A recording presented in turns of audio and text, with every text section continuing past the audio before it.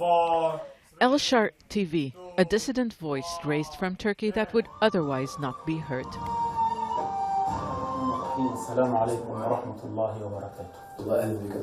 This is an Egyptian opposition channel, which can't broadcast at home, where the media is tightly controlled by the government. It's one of a dozen television channels run by opposition movements across the Arab world that broadcast from here. Its chairman, Ayman Nour, who once stood as a presidential candidate in Egypt and who spent time in prison for opposing longtime President Hosni Mubarak, left his country in 2013 after challenging the current president, Abdel Fattah el-Sisi, and what he called his tyrannical rule. The person who told me to come to Turkey was Jamal Khashoggi, my dear friend for 35 years. He said it's the safest country for me to live in. He believed, and so do I, that President Erdogan would never hand over opposition members in return for a deal. So I took Jamal's advice. It seems Turkey is safe for me, but it wasn't for him. It's believed that Jamal Khashoggi was murdered in the Saudi consulate on October the 2nd because he was a critic of Crown Prince Mohammed bin Salman.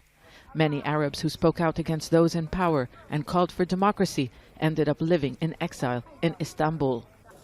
This is one of a few districts where Egyptians, Syrians, Yemenis, Saudis and Libyans settled after escaping harsh crackdowns and repression at home.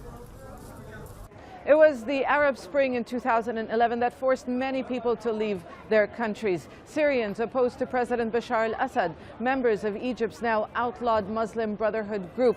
They were forced to leave after the military coup in 2013. They found safety in Turkey until now. Dissidents have been threatened with death. This presenter live on an Egyptian pro-government channel named Ayman Nour as one of those who should be killed. His friend Khashoggi was killed, and along with him, the sense of security in what was seen as a safe haven. The brutality of the murder, a reminder of what can happen when you confront power. But Jamal Khashoggi's friends don't believe his death will be wasted. I believe God wanted Jamal to achieve in his death what he wanted to achieve in his life, which was to end oppressive rule, whether military, tribal or religious.